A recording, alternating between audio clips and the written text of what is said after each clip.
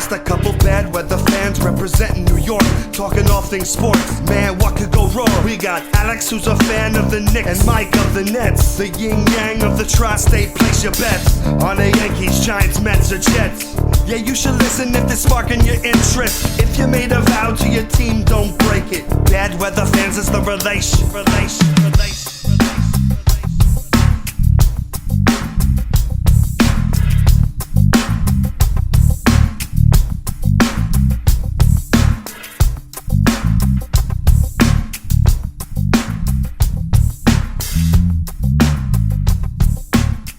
That's right. This is Bad Weather Fans, episode number 83. Mike Biseglia, Alex Benesowitz. Thank you guys for joining this podcast. Of course, you know where you can find it. Spotify, Apple, and all of those good places. If you do listen on Apple Podcasts, not one, not two, not three, not four, 5 stars, always appreciated. And if you want to see the video version of the pod, head on over to YouTube and just type in Bad Weather Fans. And that's where you can get the podcast. Thumbs up. 2 weeks, Alex, until basketball is going to be played, which is just fucking crazy to say out loud that there's going to be actual preseason games coming up in a couple weeks. And thank God. Yeah, and 2 weeks, and both local football teams are out of it. And it's just crazy. A lot of things can happen in 2 weeks. Yeah, man. You never know. Just sucks. But yeah, it Just sucks. sucks. That's just too depressing. I can't do more. You know, the Jets are just a mess, but they're not even interesting, and that's the worst part. There's no like one play from Zach Wilson. You're like, oh, did you see that 50-yard bomb? Like, look at that. It's just like, yeah, he's confident, but that's 4 picks, man. Like, right. Show me something. You know what I mean? Give me a play. Give me a play that I can wrap my brain around and get excited about. Like, it's okay to lose because this. Look at this. Anyway. How are you? I'm doing How's everything great. going? I'm doing well. And we have a funny story that we'll talk about towards the end of this first half of the episode. We were together watching NFL football on Sunday, and something happened in the street that was Knicks Nets related. When we tell you this story, you're going to think we're lying. You're going to think we're making it up, but we're not. We'll talk about that in a little bit. I do want to mention big success to the Bad Weather Fans first week of the Fanduel Football League. Went really well. Sign up. We got links that we'll put later on in the week on Twitter for everybody that wants to check it out at Nick Central, at Mike Delivers Pod. Basically, you join a league. It's all of the fans. You come in there. You do a little fantasy football on $1. Yeah, $1, and the winner gets to be on an episode of Bad Weather Fans, which is what we will do. Our guy Eric will be coming on the podcast a little bit later. He is a diehard Knicks fan, and we'll talk some Knicks and Nets. So sign up. You have a chance to win. If you win, you get to be on Bad Weather Fans. Pretty cool shit right there. But Alex, let's start with the Minnesota Timberwolves and Karl Anthony Towns with his tweet earlier today. What was it? OMG? WTF. I think WTF. And then from there, let the rumor mill begin with what's going on between the Knicks, just because why the hell not? We got to make it about them. And then actually just moments before we're about to record this, some other breaking news happens with the Minnesota Timberwolves. Yeah. Gerson Rosas. That's how you pronounce his name, right? I don't think I've ever read his name out loud. Like, why would I, as the president of Timberwolves basketball no clue, to be operation? Apparently he was fired because he was creating a toxic culture and an inappropriate relationship, in quotes. And this is from CBS Minnesota. So it's not from some, random reporter. Sure. Like, this is like a legitimate news source at CBS. So, and it's not even the sports, it's their news source. So that's pretty legitimate. I mean, could it be, Timberwolves are leaking stories to kind of shame him? And we don't know. But this story seems to have some legs, and we'll see what happens, but clearly Karl Anthony Towns is not too happy about it, and he's pretty much a franchise cornerstone. I mean, we had Zach Noble on the show, the Timberwolves Insider, a few episodes ago. I reposted a video on my Twitter at Nick Central of what he said, and he pretty much called Towns soft. Well, he did call Towns soft and said the team needs to build around Anthony Edwards and McDaniels, and that was crazy to us at the time. I mean, everybody knows Towns seems a little soft, and people say it, but you think it's just fans of other teams just mocking him and the thing he had with Embiid and the fights. But for a fan of the team to say that, you're just like, whoa. Mm-hmm. And we didn't take it too seriously at the time, but now you're seeing all this stuff come out. You're like, maybe you connect the dots. He's upset. New ownership's there. A-Rod, what does he know about running a basketball team? I know he's got to help, but still. And now this. So then you connect the dots. Towns, New York. He's from Jersey, whatever. So he'll probably be on the Nets. So that's probably what's going to happen. Well, that'll segue in a little bit. We won't get there quite yet, but all this Kyrie Irving nonsense. I don't understand. I mean, from the Knicks, is there a package that you'd feel comfortable about that would get you him in return that's realistic? Because you got to remember, Minnesota's not just trading him for nothing. If they were to deal him, it's not 25. Like you're not getting top in quickly and a couple picks. Like, you're gonna have to get guys in return that give them a foundation or something to look forward to in the future. So I wonder, is there a deal the Knicks could get done that doesn't involve the two guys that can't be involved in trades? Right. Because if you're trading RJ Barrett and Julius Randle, which are the two guys you're referring to, I'm sure, then what are you doing? If you trade one of those guys for Towns, like what the hell are you doing? You know what I mean? It was like the Dame Lillard thing. If I'm not going to trade those guys for Damian Lillard, why the hell would I do that for Towns? Right. You know what I mean? It's just like, what are we doing? Yeah, exactly. It's just then you're just spinning your wheels. And anybody who's like, I tweeted this out today because you sent me the tweet. I won't mention the reporter. People know if you're a Knicks fan and you're who tweeted it out. Like, you're not trading Randall and Barrett for Towns. If you're saying that, you're either a troll or you're somebody who stopped watching basketball in the 90s and you just know Towns is a big name. You're like, oh, we got to get Towns. It's just like, you got to, if you pay attention to this team, like you did this year very closely, probably more than you have in a long time because of this podcast. I feel like I know the Knicks not as well as you, but I feel like I could hold my own and have a conversation with the Knicks fan. Yeah, same with me with the Nets now. So it's kind of like that.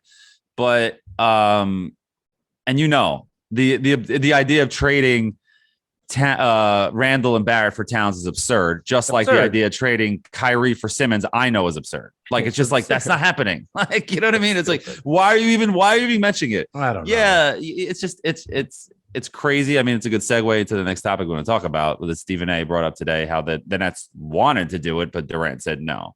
So we all knew Durant would say no, but do you believe it? I mean, I don't want to question his credibility, but I kind of can't help it. Like, you know what I'm saying? Like, if you listen to the phrasing of the way Stephen A says it, if you coulda, shoulda, the nuance of it, he's using words that are protective, in my opinion, where you could, you could protect yourself from what reality is.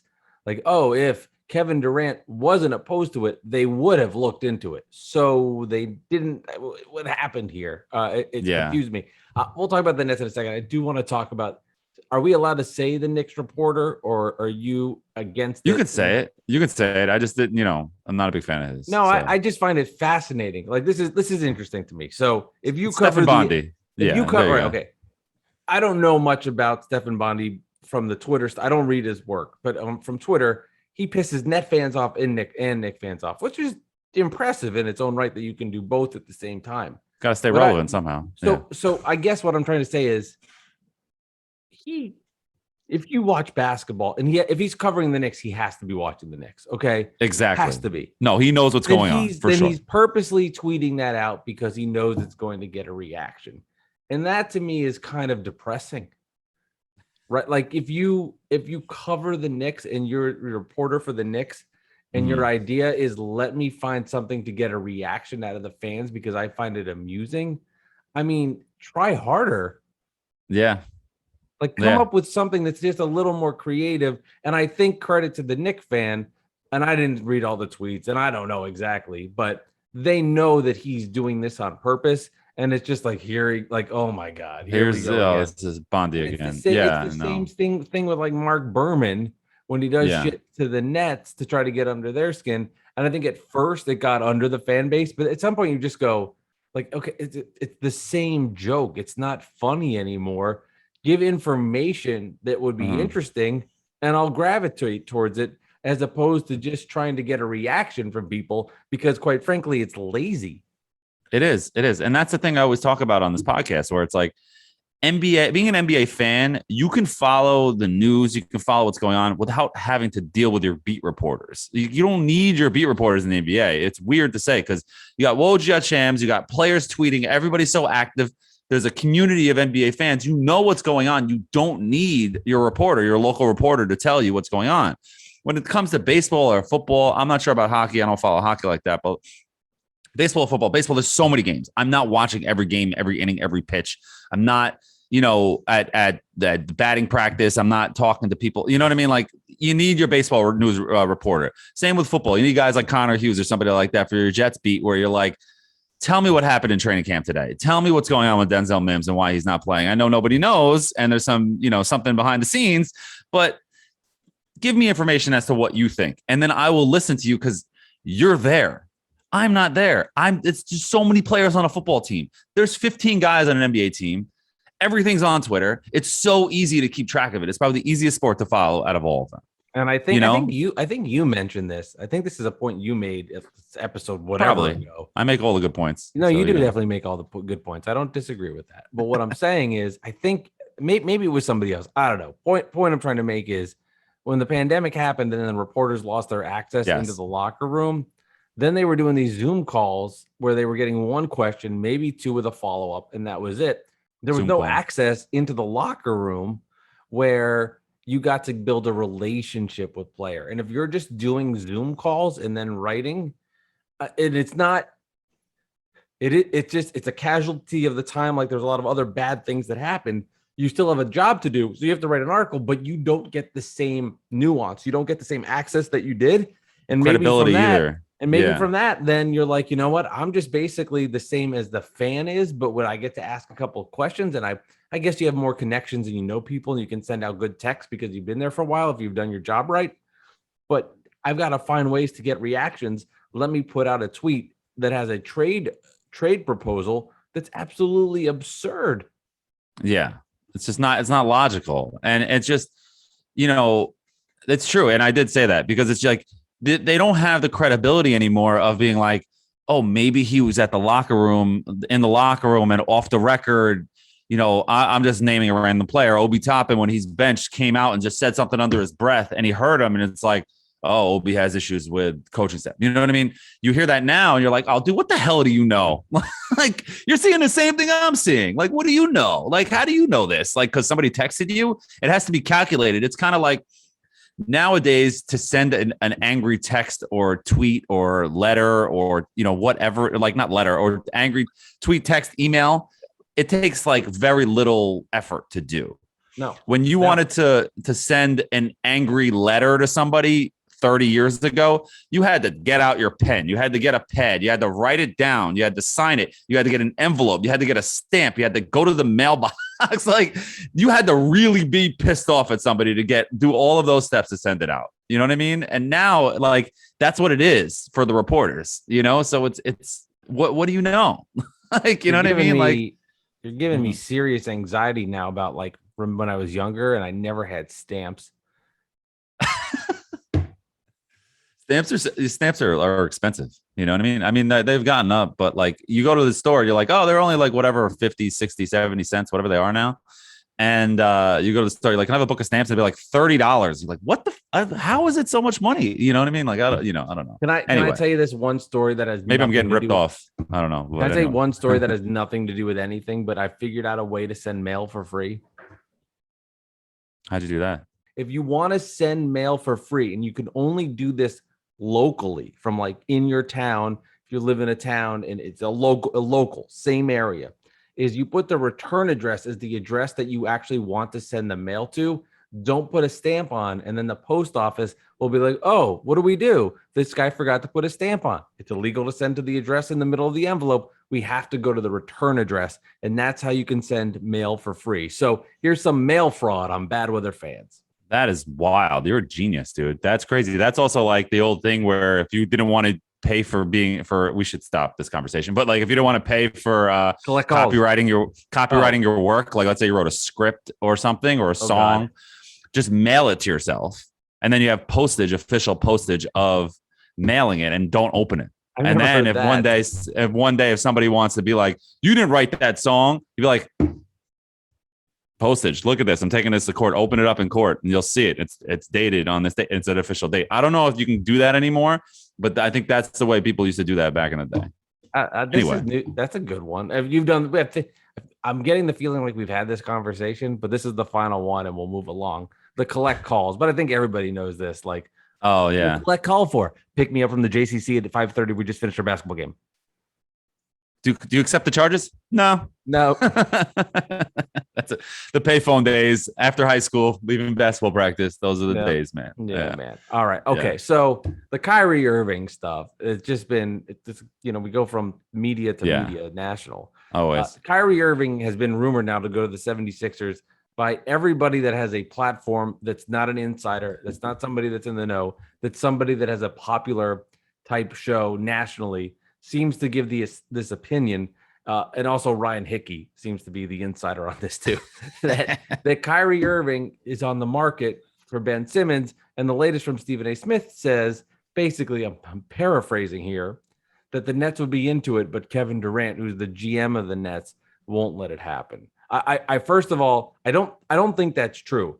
I do think Kevin Durant would veto something if it was legit to happen. I do believe that. Like, I get Durant's going to run that. I'm not naive to that, but I don't think the Nets are going to trade in the market to trade Kyrie Irving for Ben Simmons. You don't trade superstar players for guys that have potential that are good when you're in the position to try to win the title. It's made up.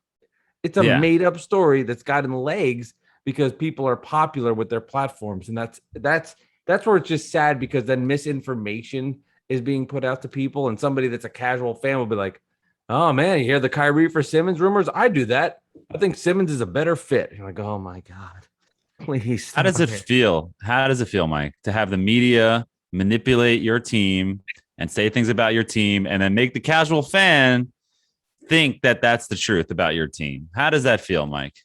Doesn't feel good. I don't like it. Okay. Now you know why the Say Knicks for Clicks thing blew up, because it was so legitimate to any Knicks fan paying attention. All the crap you were seeing on TV was overdone. The Knicks haven't won anything in 20 years. No, actually, they were in the playoffs like 7 years ago. Yeah. You know what I mean? Like, it was just like, what are you talking about? You know what I mean? So, like, yeah, they haven't been good for 20 years, but they were in the playoffs a few times. You know what I mean? They were at the playoffs 3 years in a row. You know what I mean? In 2010, 13. You know what I'm saying? So it's just like, yeah, but let's be a little fair here. You know what I mean? Like, yeah, they've been bad, but it's not that bad. Yeah, it's been a joke a couple of years here and there, but it hasn't been that bad. You know, so it sucks, doesn't it suck? But this is welcome to the big time. So this is what you can say: the Nets have arrived because of that. And it sucks because you're just like sitting here waiting for training camp. You can't wait for the playoffs. You want to simulate the regular season and get to the playoffs and just get there already. And then you got to deal with this crap. And your anxiety, I know you're like now like, oh my God, are they actually, in the back of your mind is a small piece, maybe like 0.1% of yourself is like, dude, they might do this and screw everything up. Holy crap. What are we going to do? No, but it's absurd because you, especially when you have guys like Durant and Harden, especially, that came to the Nets because of Durant and Kyrie, you know, probably more Durant than Kyrie for Harden, but still, you know, they were all stars. They're all friends. They're both in their 30s, like 31, 32 years old. You know what I mean? Kyrie's a young guy at 29. Mm-hmm. They're not trading Kyrie for Ben Simmons, who's unproven at that level to carry a team to a championship. Kyrie's not carried, but he's won a title and one of the biggest shots in NBA history. You know, it's just, why would they do that? If Kyrie, you have to take the risk if you're the Nets that everything's going to fall into place. Everything's going to stay. You're going to stay healthy. It's a better bet that they're going to all stay healthy and they're all going to stay together and everything's going to be fine. His head's going to be on right to get at least one title. I mean, when I went on the Zach Gelb show on CBS and Hickey was there, he's their producer, and he was the one adamant about this. Like, if I actually have a conversation with somebody that disagrees with it, I'll pummel them. I mean, because if you actually break it down, and I'll say this, like Nick Wright, he doesn't watch net games, and so he doesn't know what the deal is. And this idea that, you know, there's two conversations you could go here with. Okay, Ben Simmons is the better fit. There's that person that it's a better fit. So yeah, Kyrie's a little more talented, but in the scheme of things, with your fit, it makes more sense for winning a championship. That's the part. I think that's the part that's really annoying me the most, because he's not a better fit, but there's this expectation like, okay, there's some people in the camp be like, Kyrie's so much more talented. I don't even, I get why you wouldn't make the trade. But the truth of the matter is he's not a better fit at all, which is the part that's blowing my mind. Because let's say hypothetically you were to trade Kyrie Irving for Ben Simmons. James Harden is the point guard of the Brooklyn Nets. That Right. means that Ben Simmons is the 2 guard. Ben Simmons can't shoot a basketball. Okay. So then you're going to put him, you're trading Kyrie Irving for a guy that's a power forward that can rebound and would be the backup point guard, essentially to spell Harden of minutes. Harden has to have the ball. He's an all-time playmaker. That's you can't change that from him. That's the way it's going to be. Okay, so let's take Kyrie out. Let's then bring in Simmons, who will play off the ball from Harden, who can't literally shoot a basketball. Explain to me how putting a guy that can't shoot a basketball next to an all-time point guard is a better decision than putting Kyrie Irving, who's a great scorer, who played tremendous with Harden, is a better idea. And then, and this is, I'm being honest, James Harden last year got injured. If Harden's out, who do you feel more comfortable paired with Kevin Durant? Kyrie Irving or Ben Simmons? Answer me not that. arguing. I mean, I'm just being realistic. You have to think about it from all these angles. And then there's the personal nature of it. Why would Kevin Durant want to play with this guy who's a malcontent, everybody hates, fucking pisses everybody off? You're going to bring him in here to this window of a championship title? Get lost. Not happening. And it's it's dumb logic because you think Ben Simmons can guard Giannis Antetokounmpo for fucking 3 minutes. The reason the Nets lost to the Bucks wasn't because of Giannis Antetokounmpo. It was because the Nets got pummeled by injuries and they couldn't do it. Credit to the Bucks. They took advantage of it, and that's what you need to do. But give me a break if you think that they had if Ben Simmons is out there, all of a sudden the Nets are this great team. Ben Simmons couldn't fucking guard Jared Dudley 2 years ago in the playoffs. I saw it happen. I'm so over this Ben Simmons love fest from media members who don't know what the fuck they're talking about. No, I hear you. And you know, the other thing I always say is fit. Fit doesn't mean anything when you have superstar level players, Hall of Fame level players, and they all like each other. You only hear about fit when the players don't get along, and that's it. You know, and then if you throw Ben Simmons in there, they don't fit, but they also don't want him. You know what I mean? Then it's just absurd to even discuss any further. To be honest, it's the more you break it down on a real logical level, it doesn't make any sense. No. So let's move on. It's stupid. Don't get me wrong. I'd love for the Nets to have a guy of Ben Simmons' skill set paired alongside Kyrie, but I'm not giving up Kyrie for that. And you made the good point when you go, and this is always the winner. And you said this to Hickey. You go, okay, so are the Nets better if they trade Kyrie for Simmons? Well, I don't think they're better, but Kyrie is aloof and he misses games, and in the playoffs he was injured. So okay, you answered your own question. The answer is no. The answer is no. That's it. And that's the end of the story. That was the ending, the nail in the coffin of that conversation. You can listen to that episode a few episodes ago. We had Ryan Hickey on. Love you, Hickey. And we discussed that. Sorry for being a dipshit in the last 10 minutes, but you deserved it. So we were together in the city on Sunday. We watched the Jets game. Yep. That was fun. Move on. And then we watched the 1:00 Jet game. And then when that was over, we went to a bar and enjoyed we're going to watch the 4:00 games or whatever. But the point is, we hung out, had some wings and nachos and being at the bar, being glutinous. What is the word? Being fat. That's all. That's what we were doing. We had a couple drinks, me, you, and my friend Danny, and we hung out. We went and watched the Jet game in my apartment. Then we walked down the block to a bar right down over there. Couple blocks away. Yeah, so that was fun. And as we're walking, a guy happens to walk by with a Nets shirt. And me and Mike always have this thing like, oh, there's a Nets shirt. There's a Knicks shirt. Oh, look at that. Like we always joke around every time we hang out. And so he walks by. But what did the Nets shirt say? That's important here. I don't remember. It said Nets level. Those were the t-shirts the Nets were promoting during the playoff run, and you got for free. Like you go to the games and like, we're all going to wear our shirts. That was the shirt they were giving out. So he was wearing a shirt that said Nets level on it. I'll let you continue. Okay. Right. So he's wearing a Nets shirt. So Mike, being a jerk, trying to me, as we're keep in mind we're drinking a little bit. He goes, nice shirt. And the guy, I swear to you guys, everybody who's listening, He goes, "No, I'm a Knicks fan. I got this shirt for free at a game." And we all three of us at a playoff game. Me, you, and my friend Danny were like, "Oh, dude," we're like, and he kept walking. But we're just like, "Oh, come on," like, and then that was it. And then we're just like, "Did that really just happen?" Like that was like perfect topic for this show, and we were just that, and happened to be me and you together when that happened. And it's just he seemed like really embarrassed that somebody actually checked him on his shirt. He's like, "No, it's actually got this for free. I'm actually a Knicks fan. Please don't ask me."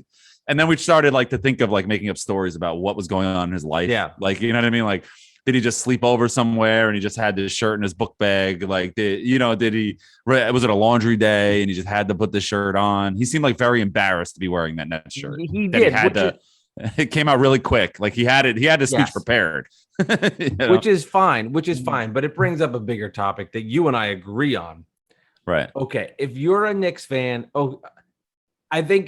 I think it's cool if you're a Knicks fan and you went to a net playoff game. Like if I was saying, "Hey," someone's like, "Hey, Mike, I got tickets to Knicks Hawks. Do you want to go?" Yeah, it's still fucking NBA playoffs. It's gonna be great energy. It's gonna be fun.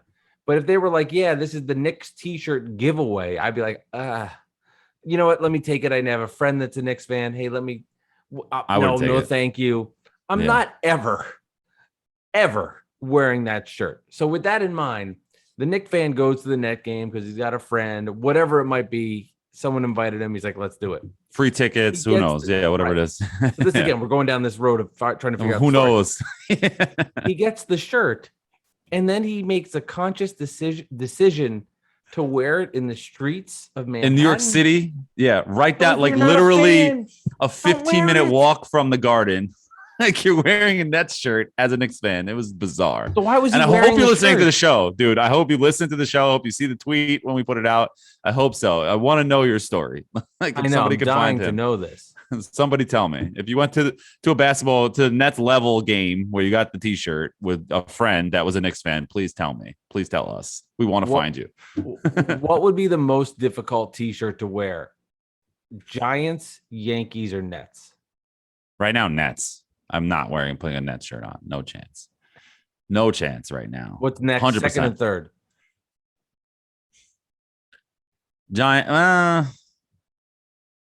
Giants are probably second. Yankees, I don't like them either, but like Giants are probably second because there's just so many friends that are Giants fans that yap to me a lot more than Yankees fans. The Giants fans have nothing to talk about.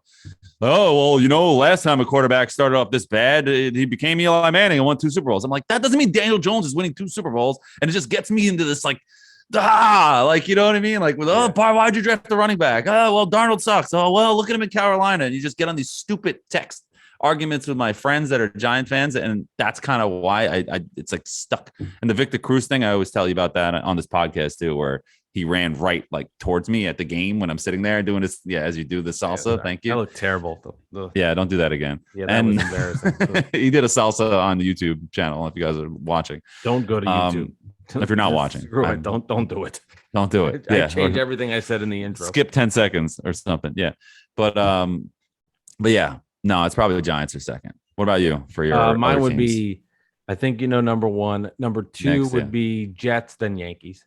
Oh, so it's the Mets Yankees thing. It's more of I prefer they lose, but I'm not like really going crazy about it right now, especially with the state of the Mets. Like it's just like, all right, well, I wouldn't want to wear the Jet jersey the same reason though that you didn't want to wear a Jet jersey after they lost and got their ass kicked by the Patriots. Yes, and you were like, I don't want to be bothered. That's probably the same reason I wouldn't want to wear the Jet jersey. Like I don't want fucking people coming up to me and annoying me about the Jets. Yeah, because I was wearing my Curtis Martin jersey. We were watching it at my apartment to explain the story to the people because they weren't there. And as we were leaving to go to the bar after the Jet game, I took the jersey off and put on a regular T-shirt because I'm like, my answer was, I just don't want that 5-second conversation in the elevator or walking down or at the bar like, oh yeah, Jets, I can't believe it. And then I have to have a few second conversation of the small talk that I hate. Like nothing annoys me more than elevator talk. And it sucks because I have to do it a lot now because I have the dog. So it's the instant opening conversation. Oh, so cute. How old is she? I'm like, okay, I know. Well, you need a cat. You don't have to deal with that. I know. And I'm on a higher floor too. So I can't just be like, oh, my floor. I got to go. Like, so And I Anyway, can confirm now, after being at your apartment, that is a fake back screen that you put up and you bring down. He has a green screen, people, in his apartment. He brings it down. If you look behind there, it's just dumpsters. That's all it is. just dumpsters. That's Just, it. just Yep. trash. So It's true. Madison Square Garden. Okay, I'm sorry. I didn't mean that. I feel bad. That was wrong. So we said earlier when we started the podcast that each week we are doing a Fanduel winner. They come onto the podcast. They get to strut their stuff, talk about their fandom. Every week we'll be doing this. Look for the links in our Twitter. It's going to be a lot of fun. It's $1. You get to do Fanduel with the crew. And just a good way for bad weather fans to interact with other bad weather fans. So love it. I think it's going to be a lot of fun. And our first time winner was our man, Eric, who joins Bad Weather Fans. We talk a little Knicks, we talk a little Nets, and we talk about his fandom. So enjoy, everybody, and congrats, Eric. And as promised, we've been talking about this FanDuel Bad Weather Fans League. And what was supposed to happen, Alex, was the winner of the Bad Weather Fans Fantasy Football League was supposed to come on the podcast, but I won. And, you know, I'm on this thing all the time, weekly. It's easy to book me, Alex. But Yeah. so we had to go to second place. So congratulations, Eric, who joins us here on Bad Weather Fans. You're the first fan to win, but you didn't win. So I'm just being honest. You lost to a Nets fan. That hurts. That does hurt. It does. Yeah, It does. I'm not gonna lie. Thanks That for hurt. coming on. Thanks for I coming on. Yeah, I appreciate mean, that. Bad Weather Thank you, Fans. guys. Yeah, sorry to cut you off. Yeah, Bad Weather Fans, we represented well. I came in third, Mike came in first, and Eric came in second. So since he was the first Bad Weather fan to place, then he's, you know, the guy that comes on the show. That's what we're gonna do that weekly. So if anybody wants to join, I'm gonna post a link on Twitter at Knicks Central. We'll go from there. You know, the crazy thing, Eric, is if you look at these standings, I mean, it's like micro. I had 153.04. You had 152.62. And then Alex at 152.32. So it was going down basically till the final couple plays of those 4:00 games. And, you know, just keeping an eye on it. You couldn't, I mean, it was really fun to see how close it ended up being. I looked at it and for about a second, and I was in first. And I was like, oh, look at that. It looks like I'm going to win that thing. And I think it was the Seattle game. It was someone I think I had for Seattle, and something happened and they took waypoints from my score. Oh. I was like, oh man, I'm going to finish second, I guess. All right, well, cool. And I didn't realize who was in first was you. That was the thing. I thought it was someone else. Oh, yeah. I DM'd you. I was like, congrats, you won. And you're like, I didn't win. I was like, oh, that's Mike. So it doesn't matter. That's what I said. I said, oh, I guess some other fan did. That's cool. You know, shout out to that guy, you know, but I didn't realize it was Mike. I was like, oh, that really would have hurt if I knew that when it was happening. Yeah, losing to a Nets fan. That's what happens. Yeah, that was annoying, but you know. That's tremendous. And truth be told, I'll be honest. So I was actually with Alex on Sunday. We were watching NFL football games together. And then I left at I had to get like a 6:00 train. And because I'm me, I got off. I live in New Jersey. I got off at the wrong stop where my car was at Newark. I had to get off at Newark, and I got off at like Newark Broad, and I got off at the wrong train stop. So I had to walk a mile. So this whole time I'm walking, and then I get into my car, and then I let me check out FanDuel, and I'm like, holy shit, I'm in this thing. I didn't even know. I couldn't even believe it. That's annoying. That's such like a Nets fan. Totally, right? Not knowing what's going on, but somehow winning. I couldn't agree more. I couldn't agree more. That's pretty funny. So, Eric, what are your thoughts on the Knicks offseason? Like, I know I put out a poll question. I'm going to read it on the show in a little bit. What are your thoughts on their offseason? What would you grade it? What were your thoughts on that? I mean, yeah, on your poll, I think I gave it a B. B plus, something like that. Because I think it was solid. I think they did what they were supposed to do. You know, in the back of your mind, you always kind of. I'm not one of those fans that are like trade no one and let's keep everyone we draft because everyone we draft is going to turn into a Hall of Famer one day. You know, I'm all for it. If we get 2-3 stars, absolutely, let's do it. You know, a championship is priceless. You know, and that's just that. I don't care how it comes. But they did it. They didn't do that. They went conservative but smart. And I ain't got to tell you this. I mean, smart and Knicks in the same sentence. You appreciate that. You Yeah. appreciate that a little more, I think, than the average fan in the league. So I liked everything they did. Kemba kind of, pretty much, if we're being honest, landed in our laps out of nowhere. I don't think anyone thought that was going to happen when the season ended, you know. And the drafts were really solid. The draft picks, I think, are really, really solid. The three kids, Sims included. I liked what they did. I'm not mad at anything. Last year in the offseason, I felt like the entire offseason upset at everything they did. Everything. I think that's where we clicked last offseason. You and I were Yeah, both like, what the hell? It's funny. Yeah. You know, it's funny because I'm telling my girl this. You know, I was like, I interacted with this guy because you didn't like the Tibbs hiring. Mhm. And I was Yeah. very pro the Tibbs hiring. I always said all along, that's the only move I liked that they did. Mhm. I was, Yeah, it's true. was like, that's true. But since then, I'm like, no, but I usually agree with everything else this guy says, you know, and I was like, it's weird. And I never even messed with Twitter much until last year during the pandemic. Mhm. And all of that. And, you know, had some downtime for the first time ever. And I actually started messing with Twitter and realized it's a, you know, insanely toxic place, but Addicting but toxic. Yeah. I mean, it really is toxic. So it's like insane. You can hide behind profiles. You can't get nuance. You can't get sense of humor. I tell this to Alex all the time. I'll have people yelling at me, and if I'm like, if you know me, everything I say is a joke. I'm not taking anything seriously. Yeah. I mean, yes, the Knicks are annoying and their fan base is just the worst, but that goes without saying. But it's just so funny how you say, you know, I could say that on Twitter and it's just over the head. It is just like the nuance. Personal insults come and like all that. Yeah, you just don't get it. So that's got to be wild, just jumping in on it, on like, especially getting involved in like the Knicks stuff too, where basketball fans can get pretty passionate. It's insane because I'm also like, I'm a hardcore Baltimore Raven fan, and I'm on, you know, Ravens Twitter a lot as well, and it's so massively different. Really, the conversations are so different, and every time I just laugh sometimes when I start reading stuff whenever the Knicks anything comes up, and just how the average Knicks fan talk about the team and players, and even I live in Orlando, and I even follow a lot of Orlando Magic stuff. It is so massively different, the Knicks fan base. It is truly, truly different from any other. It's completely different. We are insane. Yeah. Insane. No, it's true. It's either 100% left or 100% right. There's like nothing in between. There's no.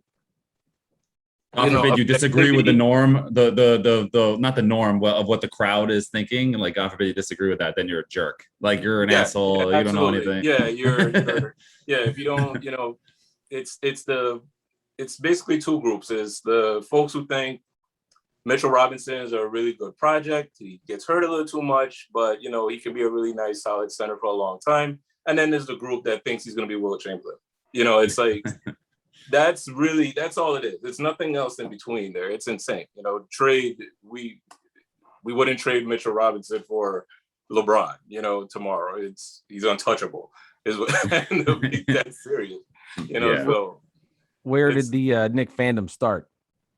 I mean, I've been a fan since I came about the Allen Houston, LaTruss, Sprewell era. Right around then, I'm originally from St. Croix, Virgin Islands, and we only had basically the WGN channel, which showed Bulls games 24/7. Chicago, yeah, all of the Bulls games, and I think just being an underdog, someone always rooted for like that underdog every time, and the Knicks games were always insanely competitive against the Bulls, who obviously in the 90s the Bulls are nobody. So I rooted hard for the Knicks. Patrick Ewing being from Jamaica, and there's a lot of Knicks fans in the Virgin Islands because of that. Him being from the Caribbean. Oh yeah, a lot. So you're either like a Knicks fan or a Laker fan, something common like that, you know. So it wasn't uncommon for anyone to be walking around St. Croix calling themselves a Knicks fan.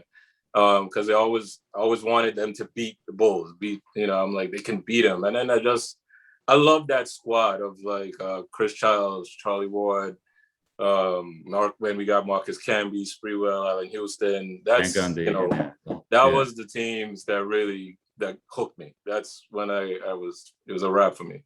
Little did you know what you were in for. Correct. I thought we was gonna do something for a long, long time. I had so much heat because of I got so much heat as in my freshman year in college or high school, I should say. I mean my senior year in high school, because Tim Duncan, when we played them in the finals that year, you know, the entire island it's the Spurs. We're rooting for the Spurs, you know, Spurs. Tim Duncan. I'm like, man, Knicks. I'm loyal. There you go. I stayed loyal to it. I went down in flames, but I stuck with it. And for those listening to the podcast that don't know, the Spurs won that series in 5. Thanks. With Dudley guarding Tim Duncan. Yeah, that was really like gonna happen. Greatest moment. They gave. I don't care, man. Allen Houston and them. That was a great series. That was a great season. I'm just kidding. That was a tremendous run. 8 seed. That was incredible. The Houston shot, the LJ 4-point play, that was like a Allen really Houston incredible shot to knock out the Heat. Camby crushed the Hawks in the second round too. He like destroyed them on his own. Oh yeah. So that was a great one. The shot against the Heat is still probably my greatest moment as a fan, honestly, still to this day.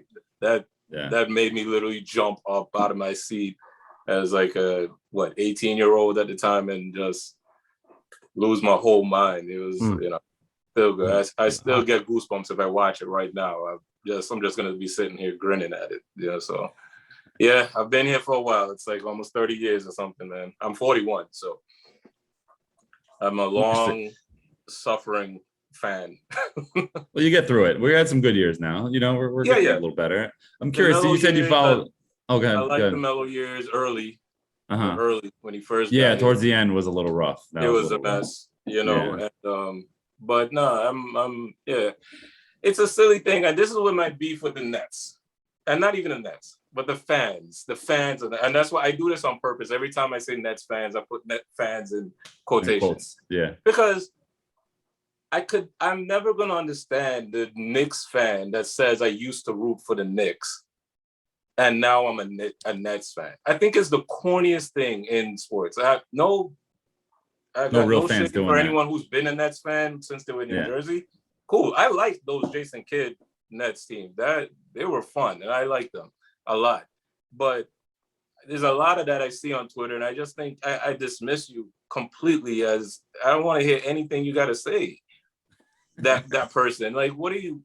To me, in sports, like, if there's a Bible for sports, that's like chapter 1, verse 1. Yeah, you know, stay loyal. Thou shalt remain loyal to your team. I hear everything you're saying. I completely agree with you. I can't put myself in a Knicks fan's perspective. And if there's something that annoyed them and maybe they have roots in Brooklyn and something happened and changed, I personally don't know many Net fans that used to be, I don't know many Knicks fans that used to be Nets fans. There's only one that I know.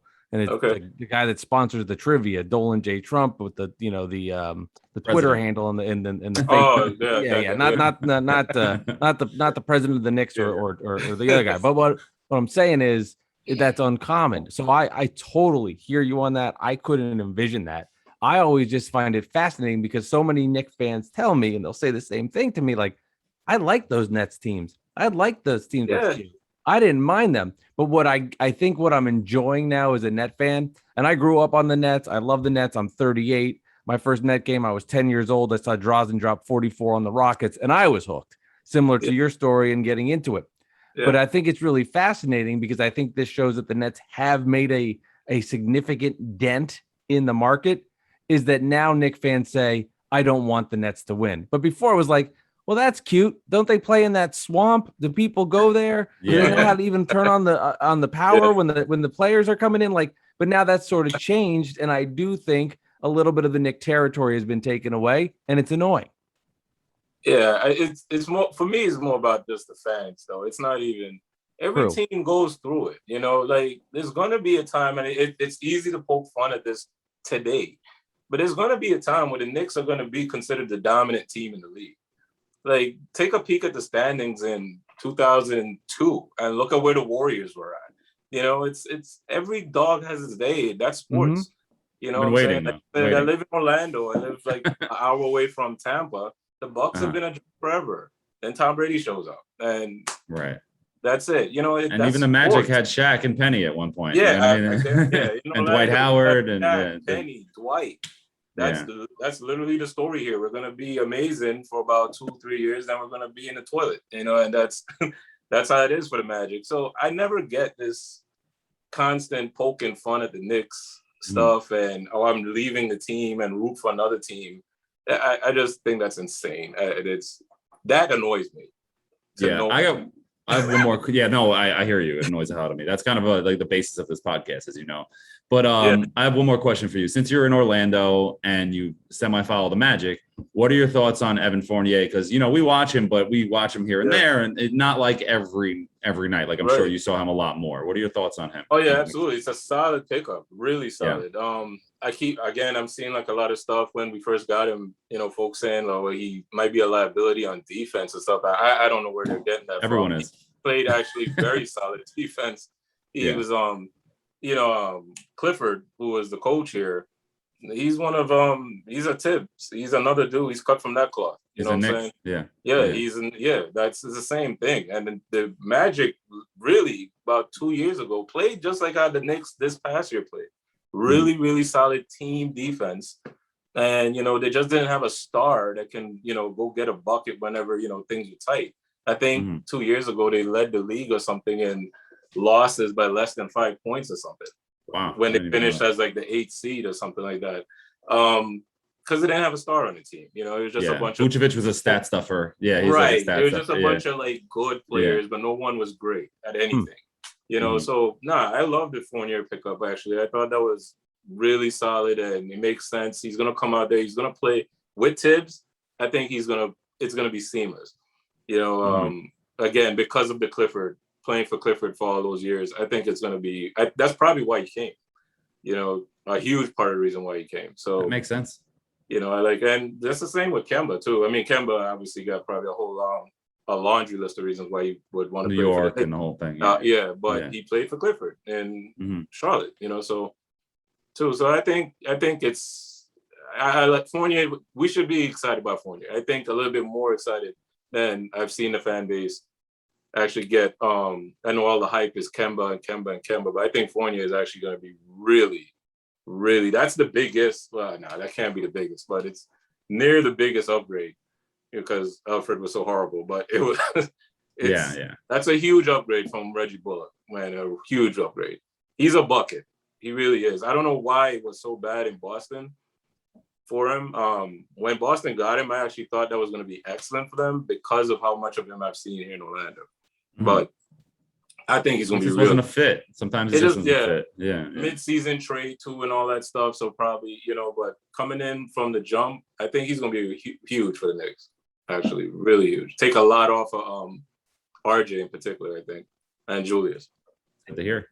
That's an interesting comparison with those Orlando teams because in the Magic in the first round, they stole that game from Toronto. They actually took the first game and then Toronto won the next 4. So kind of similar in the sense. I know the Knicks Hawks had, more of a expectations to be a closer series, but similar how that playoffs ended. So I think that's a really interesting point. So final question for you, Eric. Yep.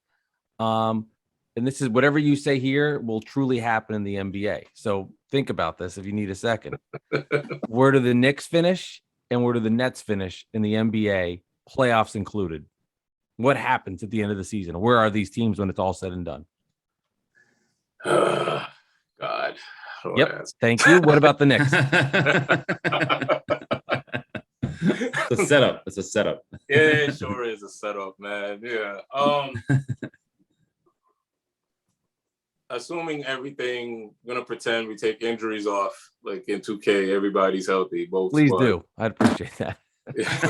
I mean, all jokes aside, like I said, I like to consider myself an objective fan, and no, I expect the Nets really to win the East. I mean, they were literally a toenail away to me from, getting to at least the conference finals. If they stay healthy and Kyrie doesn't lose his mind again, for a couple weeks and anything, I think they should be the favorites to get to the finals. I think for the Knicks, honestly, I mean, I would not. It's weird because there's so many new pieces there. I wouldn't be surprised, to be honest, if they go out in a really tough first round battle with, like, if they end up drawing like the Bucks in the first round or the Hawks again in the first round. I could see some ridiculous long 7-game series. I could also see them in the Eastern Conference Finals because defense wins games. And if these guys play, if Kemba looks like Kemba, Julius is now relaxed, doesn't have all that pressure on him anymore. Tibbs is a hell of a coach. Yeah, I could see it going both ways. You know what I'm saying? I look at this Knicks team and they kind of remind me a little bit, at least on paper, of that. If you remember those Memphis Grizzly teams with Zach Randolph and Conley and them, and they were good. They were just really good on a tough out every single game. And I think that one year they got to the Western Conference Finals against OKC. Maybe was it when I remember who they played when the Thunder went to the finals? I don't know. They look like that kind of makeup. I could see something like that. Those teams always reminded me of the '90s Knicks, by the way. Those right, teams, exactly. Exactly. Yeah. And I see. I don't know. They kind of look like that to me a little bit. But I could see them going. If I gotta pick something, I'm gonna say second round for the Knicks. Second round, getting bounced by someone like the Bucks or the Nets. I think the Nets get to the finals, but I do have the Lakers winning the whole thing. There we go. Shit. That sucks. Eric, thank you so much for participating in the FanDuel. I'm glad you had fun and being the fan that won. You technically came in second, but we won't.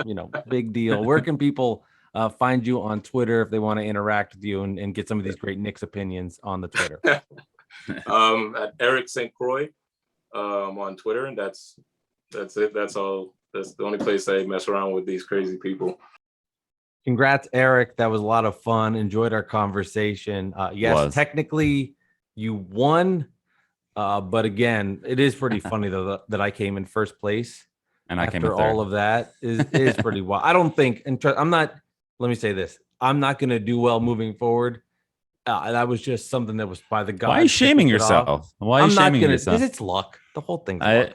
Yeah, daily fantasy, I feel like there's more skill in it than the yearly. Yearly fantasy football is the worst fantasy sport. It's just all luck. Like you can get 2 injuries, a suspension, and then you're done and you didn't do anything and it's week 3. You're like, what happened? But daily fantasy, I think you can play the matchups a little better. And it's a combo. It's a combo. Yeah. It is. There's definitely luck involved. Right. There's no way you can get a guy who scores a touchdown in the first quarter and they get injured in the second quarter. Exactly. But you still got your points and you're not like pulling out your hair because you just lost a star for the season. You know what I mean? So it's just kind of like, well, that guy's hurt. Okay. Anyway. But I'll just say this part. The week before we did it, it was me, you, and our significant others, and I came in third or whatever, fourth. And I researched, I looked up lineup, I looked up matchups, I put in effort. Yeah. This week I was on the train to see you, and I was like, okay, I wanted to do it at this time because I got 20 minutes on a train, I got nothing to do. Right, you can really focus. Yeah. And I didn't look anything up. I just went with my gut on how I thought guys would do, looking at matchups. I did some research where I looked on their stats, but you can't go too deep. Then you overthink it. Yeah, you go too deep. Submit, and that was done. Matthew Stafford, man, I'm telling you about the Rams, man. I was telling you before the season, the Rams. I know I wasn't the only one saying it, so I'm not going to say I'm some genius. But they're, he's legit. He's just stuck in Detroit. Look at Detroit now with Goff. Look how pathetic they look. So, do you like the Manning broadcast? I don't like it, honestly. I think it's interesting to hear the things that they say after the fact. But I tried to put it on once, but it was just like their faces take up most of the screen. It's like not most of the screen, but it's like 30% of the screen. And I'm just like, you want them to do the broadcast? We don't need to see their faces. Just let's hear their voice. We know what they sound like. Any NFL fan knows who Peyton and Eli is, and you don't need to see their faces throughout the whole broadcast. Maybe every now and then pop them up on the screen when they're laughing or something like that. But it's just very distracting, and it's like Boomer said it on the morning show today, and he was like, it's an interview show during a game. I'm not trying to do that. And I agree with him. I said, I was saying that before to somebody. So do you like it or no? I love it, and I'll tell you why I love it. You And love this is- everything quirky. Like you're just No, like no, no. any Yeah, of the that's true. quirkiest, I'm a quirky quirkiest dude. possible. Yeah. because this is how my mind works. Okay, Alex, let me know what you think of this. To Mhm. me, this is the future of broadcasting because I don't give two Yeah. flying fucks about the Green Bay Packers and Detroit Lions game. I'm not a gambler. I have Mhm. nobody in fantasy. I don't care. I have Yeah. no interest in watching this game. Okay. Eli Mhm. Manning and Peyton Manning were really compelling. I thought they were very interesting and added a lot of content of things I don't know about, stories. To me, what I was watching was Eli Manning and Peyton Manning having a podcast with a live football game behind it. And in my head, I was watching that and listening for their stories. And then in the background, they would talk about nuance of football plays, and I enjoyed it. If this was the Giants, I would have hated it. If it was Right. my team, would have been Any despised anxiety it. whatsoever, playoff implications, something you would have hated it. Yeah, because it's yeah. my team. I want to get into it, but it's a game in week 2 where I do not care about how fucking jacked up Dan Campbell is on Starbucks coffee. I was just like, this was entertaining to learn stories. Brett Favre comes on the broadcast and he's like, "Oh yeah, I missed the first half. What happened?" I'm like, "This is great." Brett Favre doesn't give two fucks about this. Of course he said that. I love those little things that in a broadcast you wouldn't get. So I understand Boomer's thought where he's like, first of all, he did color analyst, so I could see how that could So annoy he him. appreciates the craft a little more. Yeah, but that's not what it is to me. But that's not where I'm coming from either. This but, is yeah. this is a podcast with football in the background. I said, this is a good idea. It kept the attention of people that are kind of fans or kind of interested. Like, obviously, I'm a big NFL fan, but I'm watching this game. Like, I need something to get me into it. That drew me in, and I watched another hour of it, and then was disappointed when I turned it off. And I heard Pat McAfee was great. I loved it. Well, McAfee is funny. I actually like him, but I can't stand it. I gotta be honest. It's not for me. I think it would be cool to have an ESPN show once a week with Peyton and Eli, because I love Peyton's show, the Peyton's Places, where he goes around and does all that. I love like history, sports history is like I'm like obsessed with. That's like one of my major things. Like history in general, I'm a big fan, and I love that show. He's going around and doing the different things with different people, different cities, different colleges, different Hall of Famers. You learn about where the origin of the football and like how it's just like there's so many like things like there was one whatever. I'm not gonna get into it. You can watch it. It's on ESPN Plus, and that stuff I love. But during a game, I don't need that. I'm sorry, that's just me. But we actually disagree. That's an interesting kind of development. I do wonder. Yeah, it's about damn time. I do wonder if like week 6, 7, 8, 9, if it gets old and it gets stale.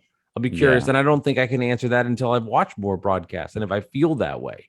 I feel like they're not paying attention to the game enough sometimes when I was watching it. I watched it for like 10 minutes, 15 minutes the other, like maybe last week, not week 2, maybe week 1, just because I was interested to see what it was. I feel like towards the end of the game when it's crunch time, it might be better because you're hearing like what would I do? And then you're really hearing the technical stuff like Peyton Manning breaking down what he would do here. Eli telling me what he would do here. These are now like this. I can get into that. You know what I mean? They do that. They sprinkle that in. I mean, I love it. I think it's the best combination of all that stuff. I'm more interested in that. But again, it's an opinion. Yeah. We disagree. Yeah, it is what it is. All right. So you want to get into this this topic from one of our listeners at brain_storms. He's who follows me on Twitter, by the way. He does? Good. I don't know what his real name is or if it's a he. It could be a she. So sorry if you are a she, but you could be he. I don't know. So anyway. I thought it was Brian. It says no, it's Brain. Oh, I misread. Sorry. That's funny because I thought it was Brian first too. So yeah, it's brain_storms with a Z. And okay. At brain_storms. He goes, "Hi Alex, hope you're doing well. I wanted to run something by you. Maybe you can discuss on the pod. As you know, this offseason, we didn't sign or trade for any stars, us as in the Knicks.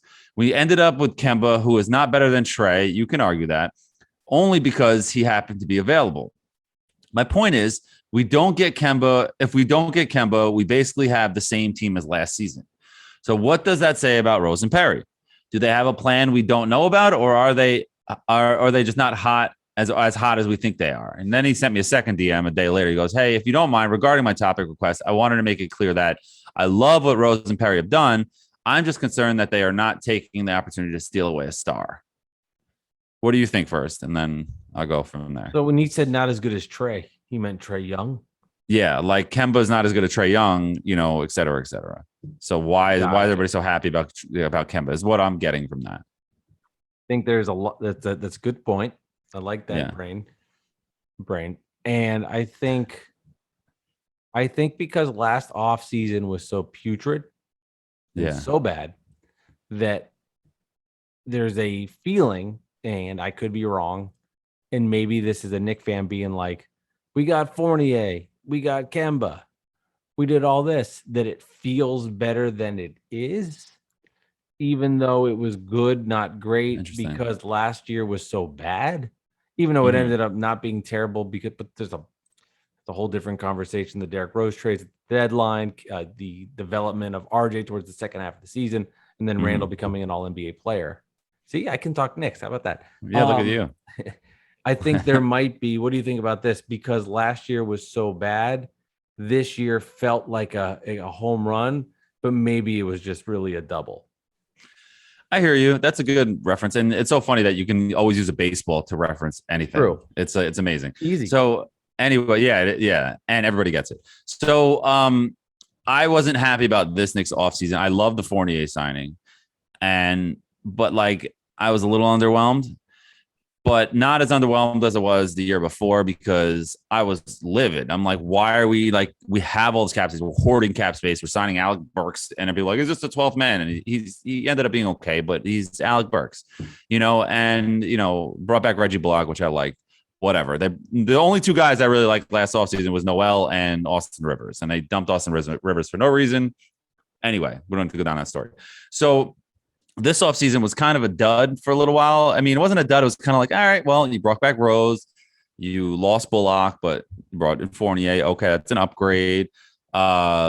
You brought back Noel. That's good. But then you're just like, all right, well, what are we doing here? Then out of the blue, Kemba is a Knick. And you're just like, holy crap. Now we have the hope. The Kemba signing sort of masked all of the other things that they did.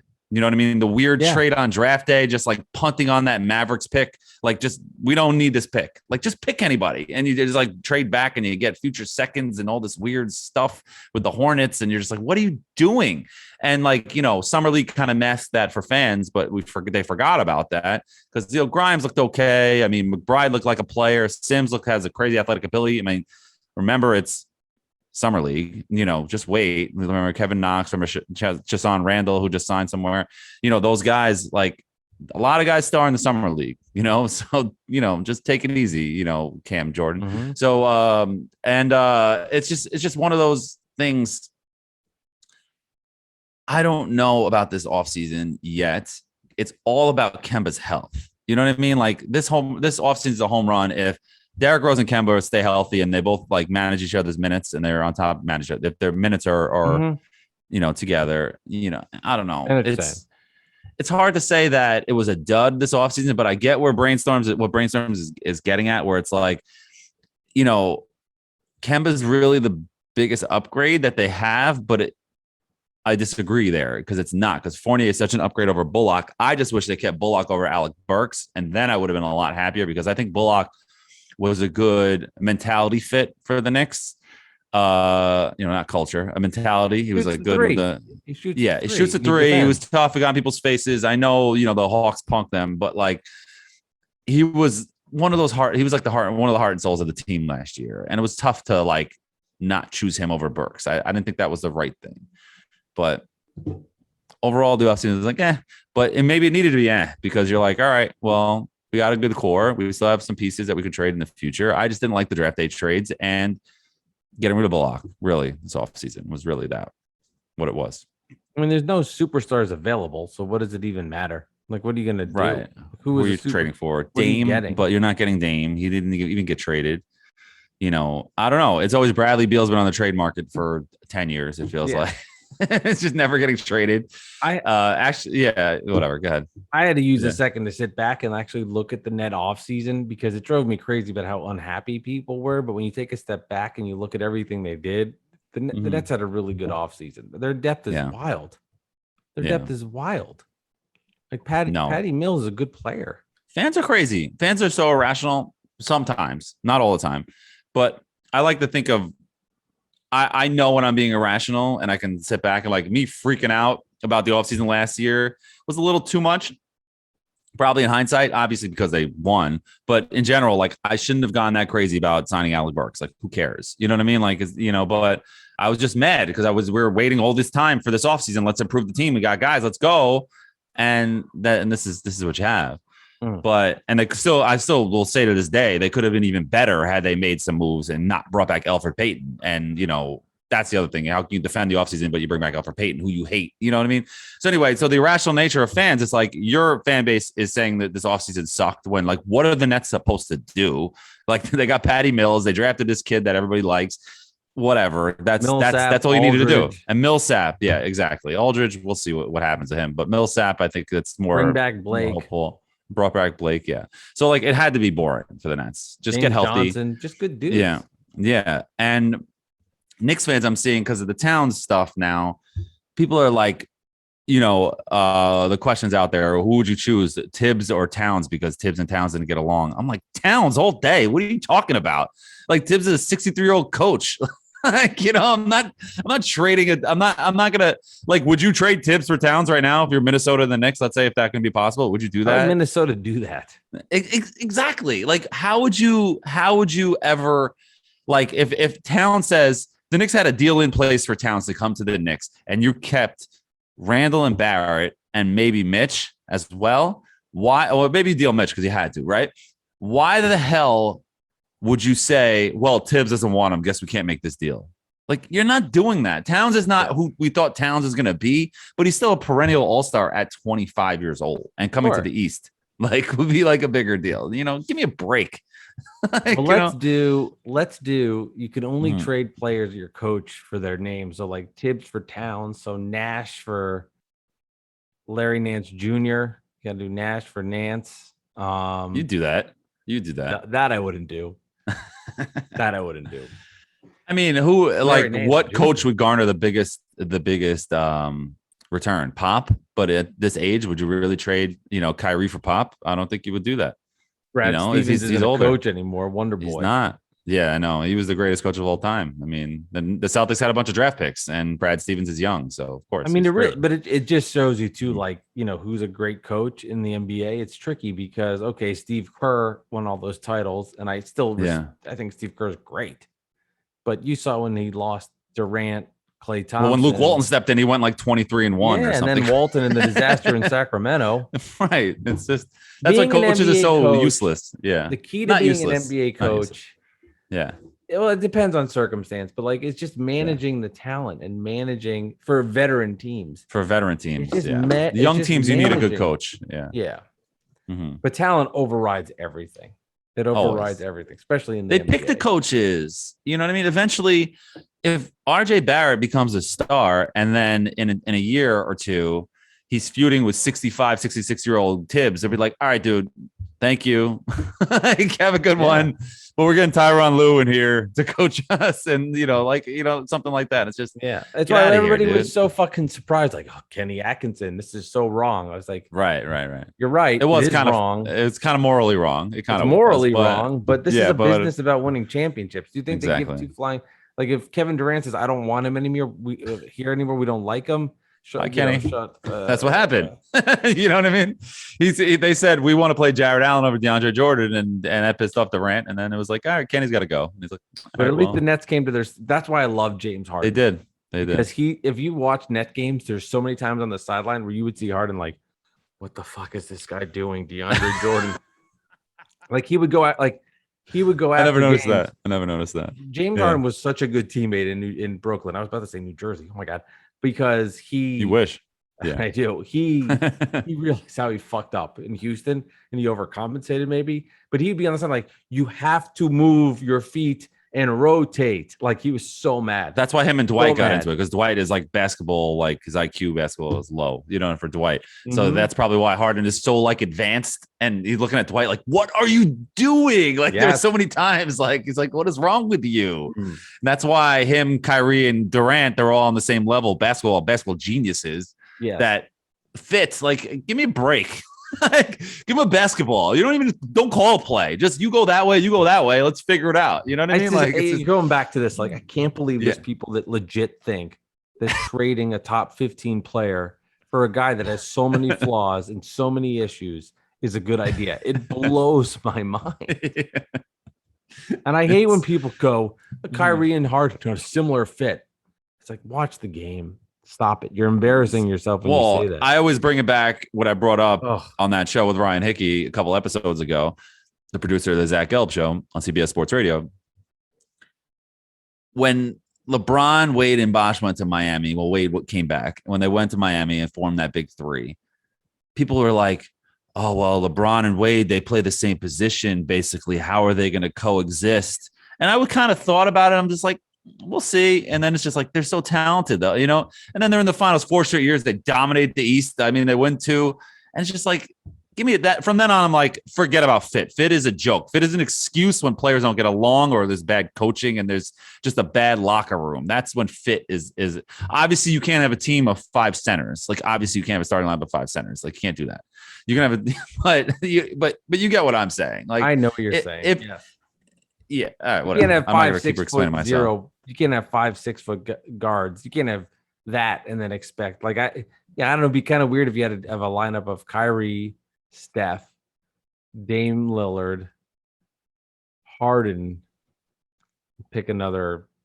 Well, the Warriors had a lineup they were running out. It was like Steph, Clay, Livingston, Iguodala, and Draymond for a while in the playoffs. Wasn't it like that? Wasn't that the small lineup or something like that? That still's got a little size, like Draymond and Iggy. It's like he's like a Charles dudes. Barkley where he's small but he's big, kind of a thing. Yeah. But anyway, all right. What do you got? Want to get to the poll question? Yeah, and then we got the Dolan Trump trivia question coming on the other side of that as well. So let's hear it. That was funny. We both kind of paused and we're like, all right, time for the poll question. That was not planned.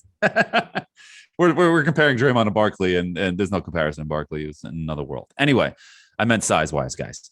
So anyway, poll question at Knicks Central. Knicks fans, now that we have some time to digest everything, how do you grade the Knicks offseason? A, B, C, or D? What do you think won? B. B by a landslide. Yep. Well, not a landslide, actually. It was pretty close. B, 57.3. A, 34.5. C, 7. And all the Nets fans who jumped on voted D, 1.2%. But a good amount of votes, too, on that. And voting an A is just like, come on, guys. Like, how can you – an A, like, to me, it's got to be perfect. Like, what the Nets did in 2019, that's an A, obviously. But, like – even though I wouldn't have signed Durant, which whatever, we'll see how that works. You don't have to fucking say that every damn time. I don't care. I stick to my word, and I'm not hiding from anything I tweeted or said or anything like that when it comes to those tweets for the Nets stuff. So I just saying. You like Durant on the Knicks? Would that be a good fit? Of course it would be. Okay. Of course it would be. Now that we know he's healthy, but it's also already year 3 and you have no championships. But anyway, so what was I going to say? First year he didn't play though, so I think that was part of the reason why I didn't want him. Anyway, and he barely played last year, but let's see how he goes this year. He barely played last year. He did. He barely played. Who cares? He played 72 minutes in the playoffs. That was good. He was fresh because he didn't play all season. Win titles in the regular season. The Nets didn't let's not go down this road. We're going to start arguing. Don't piss me off. We haven't argued in a while. You want to do it? Let's go. You want to have a vintage? No, it's too late in the podcast to start an argument about Durant. Yeah. So anyway, the homers out there saying it's an A. How can it be an A based on that draft day trade where don't justify it like, oh, it's a future first. It's a future protected first to the Hornets where if they, after 5 years it could turn into a second round 2 seconds or something. It's like, give me a break. Like that wasn't a good trade. So based on that, it's got to be a B in my opinion. And and Kemba made it a B. If it wasn't for Kemba, I would say it'd be a C. So what do you think it was? Yeah, I think it's a little nuanced. If I'm gonna give my answer, it's probably like a C plus, B minus. I saw Evan Fournier, and our guest talked about this before. He got destroyed by the Nets in the playoffs. Yeah, he was embarrassed. But I will say he was playing against offensive weapons that are all-time players, but they made him look bad. And Jaylen Brown was hurt too. They were shorthanded. Oh no, they were shorthanded. I get that. No, I understand the Celtics weren't the same complete team. Evan Fournier killed the Nets when he was on Orlando. He's one of those guys that the Magic seemed to always have the Nets number, and Fournier was one of those guys that seemed to do it. I I think he's a solid addition. I think he'll provide good. He'll be a guy that can get buckets when they need it, when things are getting a little dry. To me, it's all about just Kemba, and I think he's the big wild card here because if he's not good anymore, that's terrible.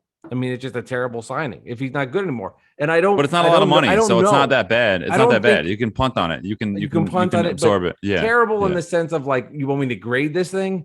Yeah. It's not the same letter, right? Not saying, you can punt on it, true. But I gotta see what is Kemba Walker. I think he's got a lot to prove this year. I really believe that. His career's on the line. Is he gonna vanish, or is he gonna come and contribute and help the Knicks with a playoff run? What's it gonna be? We'll find out. So I'll say B minus, C plus. That's what it is. I mean, but Kemba needs to understand who he is. Like Derrick Rose is part 2 of his career, like Grant Hill part 2 of his career. Post knee injuries, you're still good enough to play. Right. Change your game a little bit, and you can have a nice second half of your career. You know what I mean? Sean Livingston is another second Sean Livingston mentioned on this podcast. I love good Sean net, Livingston. Right? Oh, yeah. What college did Sean Livingston go to? No idea. High school. See, that's why I had no idea. Yeah, one of the most gruesome knee injuries you'll ever see when he was at the Clippers. He was a good net. He was solid. Yeah, that was one of the first big viral videos on like YouTube back in the day where you're like, look at this injury. And you kept seeing us. Oh, come on, man. I had enough. Anyway, some shout outs on the poll question, responses to the poll question. Our boy Justin Gray is at Justin_Jets. He goes, thought the Knicks did a good job. As long as Kemba is healthy, love it. Fournier was also a solid pickup. I like that they retained their own with Rose, Gibson, Noel, and Burks. Also, like their draft class, solid B plus. So that's rational. Then we have B minus, or is it a B dash? I don't know, but he goes B, not the home run, but absolutely solid. Love what they're building, and that was CAS, and he's at Sacco203. Then we have our boy Jack. He's at Pray for Jack, so hopefully we are praying for him. I don't feel like they did anything to tip the needle to make the leap, but I do like the moves they made. Not sure if that makes sense. Then we have Tamir. He's at MIRTHEE first, 1 ST. A for what was available, extremely solid. See, A for what was available. I feel like, I'm not going to go down the list of free agents and draft, but like I said, the draft day moves were puzzling to me. That was the thing that you can't grade it an A after that draft pick trade. Just if your guy was gone when you got there and you got picked right before it, just take anybody. Just take a shot. You know what I'm saying? And I forgot who the player is because I'm out of the basketball rhythm with the summer league and the rookies and this guy that Charlotte took with that pick was dunking it on everybody. Yeah. I can't think of the guy's name. Whatever. He's going to have a lot of highlights. You never know what it's going to be, but now I need to look it up. But so talk for a second. Don't forget, guys, bad weather fans. I went into promo mode. Look it up. You guys know it. He had those super duper cool dunks. Kai Jones. There you go. Kai Jones. And we're back. Yeah, we're back here. So Kai Jones was dunking on everybody. And, he might be Dennis Smith Jr. and have some good dunks, but you never know. It's just not good. Like, you could have just had him. Like, you know what I mean? There's a couple things. And let's be honest. They traded down again. They kept trading. It was a weird draft. I didn't understand. If he was on your summer league and he was doing that, there would be Nick. Look at Sims. Sims is not even on the roster. He's in the Westchester guy now. And like they were putting him starting in the rotation, you know what I mean? In the season. It's like, come on, man. I went on that Spaces with Danny B and I was trying to tell him, like, being nice. I'm like, guys, not Danny B, because he wasn't saying that, but the people that were on the show on the Spaces. I'm like, guys, like, like relax, like this is just summer league, and kind of a thing. And, it's available on the Knicks Corner podcast. If you guys want to check it out, like a couple episodes ago, I'm sure. But just wild, man. Just everybody relax. So anyway, one more shout out and then we'll move on to the Dolan trivia because this is the longest podcast ever. Jack, he's Jack at Papa_Urshela29. Resigned Rose, added a good point guard and a good 3-point shooter. Exactly what they needed. So I don't know what your grade was though, Jack. You didn't tell me. So an A+. Sounds like an A+ grade. So what's next? Next we're doing the Dolan trivia, Dolan J Trump's sponsored trivia question. We had a jersey number trivia. We used to go per episode number. We guess a Nick and net and test each other. But now that we're in 80, whatever the hell, where there's no 80s, whatever the hell number. So That'd be long back of the jersey, 8, whatever the hell, on the back of a jersey. That But, sounds like something from the XFL. He hate me, right? So who do you want to go first? I Yeah. just want to mention as well, Dolan, who does sponsor this, he's ashamed to admit it. But if you DM him and ask him, he'll tell you which NBA team he actually rooted for growing up and now despises more than I've ever At seen. Dolan at Dolan _ J _ Trump. He's got a lot of underscores. He's, good dude in real life, and he runs a Twitter account that's a parody, and it's pretty popular. So anyway, you want me to go first, or do you want to go first? I'll go first. I will tell you, I got this one. Oh, so you're reading to me first. So what I do when I get the text from him is I read it like I don't look at the end. I try to guess it myself, and I got this. So that gives you a clue. Let's see. All right, here we go. He wore number 4 during the 2003 season, his only year in Nueva York. That's what he wrote. Okay. He wore number 4. Mm-hmm. He played for, again, 4 different organizations over the course of his 7-year career. Okay, keep going. He was drafted 6th overall in the 2000 draft by the Hawks. Wow. 6th overall. That's where I got it. Marvin Williams. No, Sean Williams. Nope. No. He went to Duke. Oop, I shouldn't have said that. That was whatever. All right. You want me to keep going? Duke guy. Number 4. No, he's not a Duke guy. He's not a Duke guy. There's a clue in here that'll give away where he went to school. Uh-huh. A 6'9" swingman. He averaged a putrid 5 points. And get this, Alex, only appeared in 21 games. What an asshole. Yeah. You're picking guys that like nobody's going to remember. Let's see. Number 4. So the number doesn't matter now, right? Like it just, I'm not going to remember the 4. Yeah. What position? Did we know? Did you say? He said a 6'9" swing man. Okay. So flex. He averaged a putrid 5 points. Awful. Just awful. 21 games. And again, this was back in the year of 2003 by the Hawks. 6th pick in the draft. Would you like me to continue? Who was in that draft? Who was the first pick of that draft, the 2000 draft? You would know that off the top of your head. Off the top of my head, 2000 draft. Kwame, I think, was 2001. No, So 2001 was no, that's not true. No, I know who it was. 2000. Can't look it up. 2000 was Kenyon. So that's back then. I think 2000 was Kenyon. Because then 90 it was 99 Kenyon.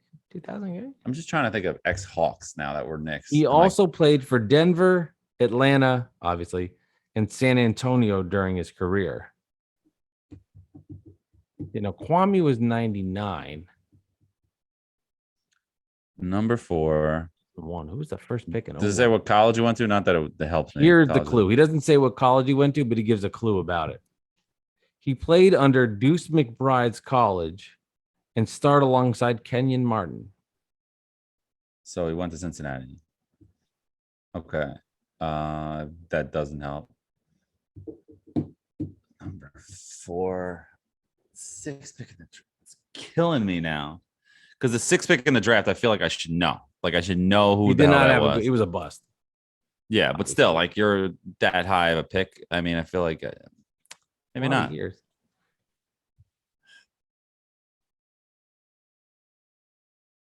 Swingman number 4.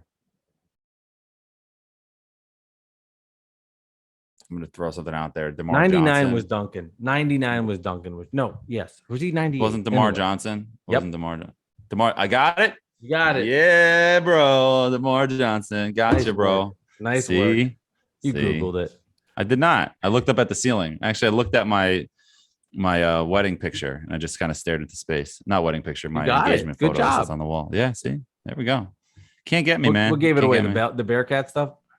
Nothing. It's just a name that popped into my head. I just thought of a random Nick from that time, and I just kind of like swingman. not on a team a long time, not a household name. You know, I was like, just threw one out there. That was You it. got it. You see how those clues would be conducive for me with the Hawks and the Canyon. Oh yeah, I ready for you. Yeah, that would. Yeah, you're a draft guy though. You're like that's why I'm like 2000. You know who it is. Like that's a. But now I'm getting all these years mixed up in my head about who was drafted when. It was 2000. I don't know. This one 2000 Olo a candy. It's all jumbled together. Anyway, yeah. Well, now we have to for the people. Will I get this? They've already Googled already. You're gonna get it. Don't say it. Don't say it. You're gonna get it. Every time you say that, fuck it. All right, here we go. Okay. He wore number 45 during the 97 and 99 seasons in New Jersey, his last two in the NBA. That's wore weird the way he says Michael that. Cage. Got it. So you didn't even get to the second time. Jeez, what a joke that was. I told you that was easy. I'm like, Michael Cage. I'm like, that's easy. Dude, I got Michael Cage's cell in my phone. He's the Thunder analyst. Should call him up, patch it through. We should see Michael Cage. Let's hear the rest of the clues. Okay. He played for 5 different teams during his 15-year career. He was drafted 14th overall in the 1984 draft by the Los Angeles Clippers. At 6'9", he once averaged 13 rebounds for an entire season, but only averaged 4 boards as a member of the Nets. He was acquired by Philadelphia in the deal that involved Keith Van Horn and the immortal Tim Thomas. Yeah, that's how. Does he know who else was in that trade? Probably not. Well, maybe. Yeah, he does. Picks. Yeah. He was traded. Anthony Parker was in that deal. Was he? Mm-hmm. You could have said anybody, and I would be like, oh, okay. He was traded to Seattle for Joe McIlvain, good shot blocker. Yeah, who ended up signing a terrible contract with Washington. Yeah, but he got paid. He got his bag. It was like I think he got a 5-year 35, which at the time was a lot. Yeah, and all he could do was block shots. Like he couldn't even rebound. Yeah. It was just a big dude that could terrible haircut too. Yeah. Looked kind of like the Boz a little bit. You know the Boz. Who's that? From Bo Jackson and the Boz. Remember he like the. Oh, I got you. Yeah. Talking about football history, man. You got to know. I thought we were talking about like an NBA player. I was like, I'm thinking like okay. That was some Nick I never heard of. You don't know the Boz? So he wore number 7 and no. Let me guess the school. Did he go to? Oh yeah, that's the last clue for Michael Cage. I want it. Michael Cage. I don't know what school he went to. It's a small school, not small, but Division Virginia 1, Commonwealth. I don't know. No, San Diego State. So. Yeah, that would have been good. So that's it. Now we got it. Yeah, Michael Cage. I mean, like I said, Dolan's got to understand. If he goes to those Nets, I'm going to get it. It's the Brooklyn. Especially Michael Cage. Like, come on. Like when I saw the name at the bottom, because I don't read and try to test myself like you do with yours when he sends it to you. I just saw Michael Cage. I'm like, oh come on, dude. He's gonna get it. Like that's like trying to test me on Anthony Bonner or something. You know what I mean? Like, oh, it's Anthony Bonner. Come on, dude. Like, yeah, that's easy. Number 4. Can I be honest, Alex? Can you be frank? I'll be frank. I don't know if I've ever admitted this, but I like doing well on these because I think I always have to prove myself to the Knicks fan who's like a Net fan. You know what I mean? Like to comprehend to somebody that yes, I liked my team as much as you and could know random shit. Like it's like they're Knicks fans are smarter in general. That's why. That's what you feel. Yeah, there's something about it. I feel like I have to prove myself, so I like when I do well with that. Yeah. If Dolan ask you, by the way, because he does this with me, he'll go, "Do you think Alex will get it?" Does he ask? No, he didn't ask me this one. No, he did not for this one. No. He said, "Do you think Alex will get it?" And I said, so he probably thought he got a really good one because that was 50-50. I said 50-50. I said I wouldn't be surprised if it went either way. That was a tough one. That was really a tough one. The 6th pick in the draft, kind of like that was something I think that gave it away. And then thinking of something not gave it away, but that was like the best clue. That was the one I kind of stuck to. I'm like, who the hell was a top 10 pick that was on it? Because you got a top 10 pick. And even if it's his 3rd team, you're that team. You're like, oh, well, you know what? He was a top 10 pick. You never know. You know, you're kind of like basically like Dennis Smith Jr. going to try it with the Lakers. You never know. Right. You know, like what you're saying is when we do this podcast in 20 years, and the answer will be Emmanuel Mudiay. You know, like he was a top 7 pick with the Denver Nuggets or whatever the hell he was. You know, right? What I mean? Like, yeah. And then he had his 2nd stint with the Knicks, and now who was picked between Porzingis and Mudiay? So Towns So it was Towns. Trivia. Who was He was a picked? Nick. He ended up being a Nick too. Oh, some it's point. Mario Herzonia. Yeah, there you go. Yeah. That's why I brought it up. Well, then you gave it away with the Nick thing. Yeah, but that's the reason why I brought it. Well, I guess I should have waited for you to try it. But it's the end of the podcast. We've been doing this for 7 hours, this podcast. So it's kind of like Oh my God. a long time. It has been. We need a running clock. You know what I mean? Yeah, whatever. It's fun. We do it once a week. You guys can deal with this. Listen to the podcast. Download it. Anyway, go ahead. Finish it up. Bad Weather Fans, the relations. Bad Weather Fans, episode number 83. Guys, appreciate y'all coming here. Please subscribe. Please download. If you're a Net fan, share it with your Net fan base. If you're a Nick fan, share thumbs it with up. your Nick fan base. It goes a long way. We appreciate all the support. This thing's growing. It's doing really well. And we are so excited for the next season of NBA basketball. And thank you for sticking through, hanging out here and enjoying it, especially during the off season when there's not as much going on and it's going to get so exciting. So I think both fan bases are very pumped up for the season at hand. And it's going to be a lot of fun. So thank you guys. Check it out. Alex, we're inching closer and closer. So good shit there. And again, Fanduel, try it, check it out. Go to our Twitter at Mike Delivers Pod at Nick Central. We'll get the links there. Sign up, get in. If you win, just like Eric, you can come on the podcast and talk Nets and Knicks. So good shit all around there. Alex. That's right. Good Mike. stuff. Good episode. And I'll talk to your ass later. Peace.